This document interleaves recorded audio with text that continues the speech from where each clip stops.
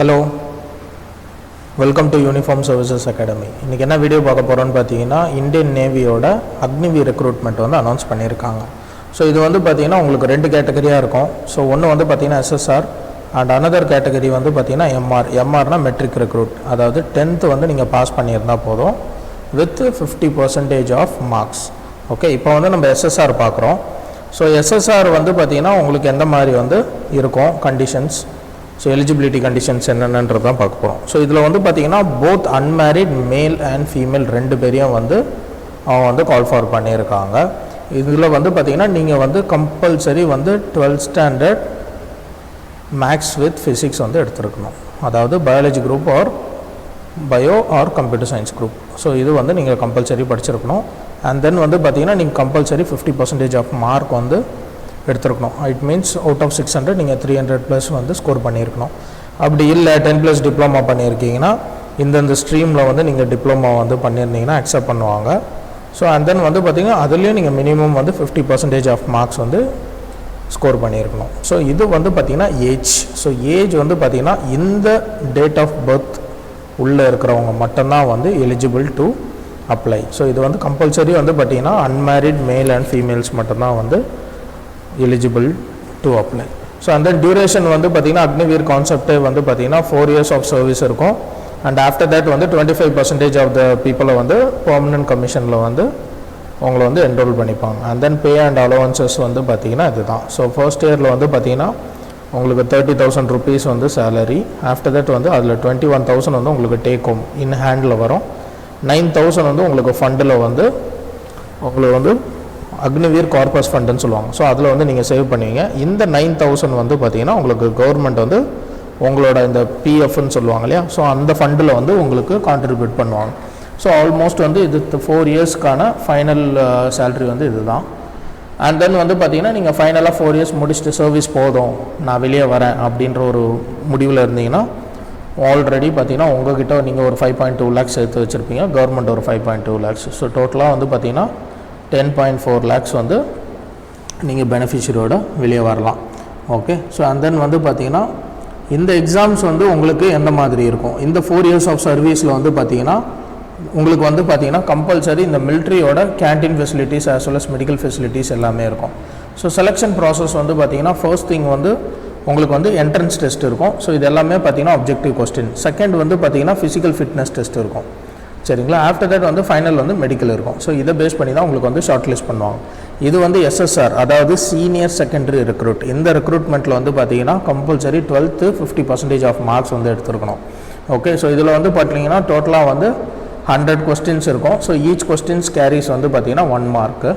And then இதில் வந்து பார்த்தீங்கன்னா உங்களுக்கு என்னென்ன சப்ஜெக்ட்ஸ் இருக்குன்னா, நீங்கள் 12th ஸ்டாண்டர்ட் லெவலில் படித்த அளவுக்கு பேசிக் இங்கிலீஷ் இருக்கும், சயின்ஸ் இருக்கும், மேத்தமேட்டிக்ஸ் இருக்கும், as well as general awareness. General அவேர்னஸ்னால் ரீசன்ட் கரண்ட் அஃபேர்ஸ், நீங்கள் 10th ஸ்டாண்டர்டில் படித்த பேசிக் ஹிஸ்ட்ரி, ஜியாகிரஃபி அந்த மாதிரிலாம் இருக்கும். ஸோ இதுதான் வந்து பார்த்திங்கன்னா உங்களுக்கு அப்ளை பண்ண போகிற website. Okay, so duration of the exams வந்து பார்த்திங்கன்னா 1 hour இருக்கும். ஸோ இதில் வந்து பார்த்திங்கன்னா உங்களுக்கு பெனால்ட்டி இருக்குது. ஸோ நீங்கள் வந்து ராங் ஆன்சர் பண்ணிங்கன்னா பெனால்ட்டி இருக்கும். ஓகே, ஸோ இந்த எக்ஸாம்ஸ் வந்து எந்த மாதிரி இருக்கும், ஸோ கட் ஆஃப் வந்து அதிகமாக இருக்குமா, ஸோ இதெல்லாம் பார்த்தீங்கன்னா நீங்கள் வந்து டோட்டலாக வந்து அவுட் ஆஃப் 100க்கு வந்து நீங்கள் 40+ ஸ்கோர் பண்ணாலே உங்களுக்கு வந்து கன்ஃபார்மாக வந்து ஜாப் உண்டு. ஓகேங்களா. ஸோ இது வந்து பார்த்திங்கன்னா உங்களுக்கு பேப்பர் வந்து ஒரு ஆவரேஜ் லெவலில் தான் கேட்பாங்க. ஒரு சிடிஎஸ் ரேஞ்ச் இல்லைனாலும் உங்களால் வந்து கம்பல்சரி பார்த்திங்கன்னா ஒரு 25 to 30 questions வந்து ஈஸியாக அட்டன் பண்ண முடியும் with the help of 12th book knowledge base பண்ணி. அந்த ரிமைனிங் 10 questionsன்றது வந்து பார்த்திங்கன்னா நீங்கள் கேல்குலேட்டிவாக கொஞ்சம் ரிஸ்க் எடுத்திங்கன்னா போட்டுடலாம். ஸோ ஆல்மோஸ்ட் 40+ன்றது நீங்கள் எடுத்தாலே ஈஸியாக கிளியர் பண்ணிடலாம். ஸோ இதில் வந்து பார்த்திங்கன்னா உங்களுக்கு என்ன பொசிஷன்னா செயிலர் மாதிரி இருக்கும், நேவி கடற்படை அதில் வந்து செயிலர் இருப்பாங்க. ஓகேங்களா. ஸோ இதோட எக்ஸாமினேஷன் ஃபீ வந்து பார்த்திங்கன்னா 550 + 18% சார்ஜஸ்ன்னு பார்த்திங்கன்னா அரௌண்ட் 600+ வந்து உங்களுக்கு வந்து அமௌண்ட் வந்து வரும். ஓகேங்களா. ஸோ ஆஃப்டர் தட் வந்து பார்த்திங்கன்னா உங்களுக்கு ஃபிசிக்கல் ஸ்டாண்டர்ட். ஸோ உங்களுக்கு வந்து மினிமம் ஹைட் என்ன இருக்கணும்னு பார்த்தீங்கன்னா ஹைட் ஸ்டாண்டர்ட் வந்து 157 centimeters இருந்தால் போதும். So both male and female.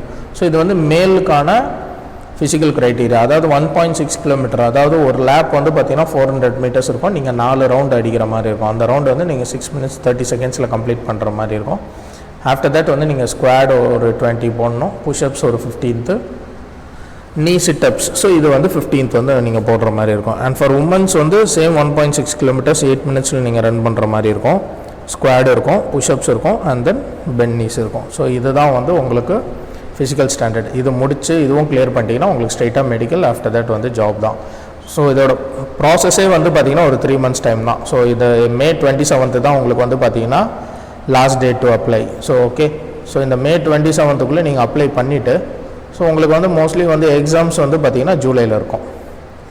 Okay, so ஜூலையில் நீங்கள் எக்ஸாம்ஸ் கிளியர் பண்ணிட்டீங்கன்னா மோஸ்ட்லி செப்டம்பரில் உங்களுக்கு வந்து ஃபிசிக்கல் இருக்கும், அக்டோபரில் மெடிக்கல் இருக்கும், அண்ட் தென் வந்து நவம்பரில் நீங்கள் வந்து ட்ரைனிங் வந்து இருக்கணும். ஓகே, ஸோ அந்த ட்ரைனிங் வந்து பார்த்திங்கன்னா எங்கே இருக்கும்னு பார்த்தீங்கன்னா INS சில்கா. ஸோ இது வந்து பார்த்திங்கன்னா ஒடிஷாவில் இருக்குது உங்களுக்கு வந்து பார்த்திங்கன்னா. So INS Indian naval service. So இது வந்து பார்த்திங்கன்னா ஒடிஷாவில் தான் உங்களுக்கு வந்து ட்ரைனிங் இருக்கும். ஓகே, ஸோ இதோட அப்ளிகேஷன் லிங்க் எல்லாமே வந்து பார்த்திங்கன்னா நான் டிஸ்கிரிப்ஷனில் கொடுத்துருக்கேன். ஸோ கோத்ரூ பண்ணுங்கள்.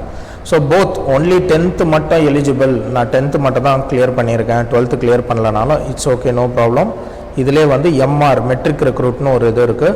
நீங்கள் 12th பாஸ்னால் உங்களுக்கு வந்து SSR senior secondary recruit.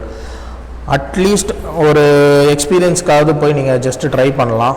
So இது வந்து பார்த்திங்கன்னா ஒரு மெஜாரிட்டி ஆஃப் த பீப்புள் வந்து ஒரு ரோல் வந்து ப்ளே ஆகும். ஸோ இது ஒரு நல்ல ஸ்கீம் அண்ட் நல்ல கான்செப்ட்.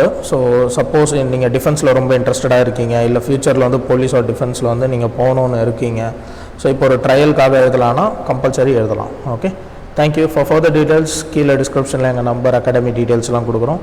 ஸோ நீங்கள் எங்களுக்கு கால் பண்ணலாம்.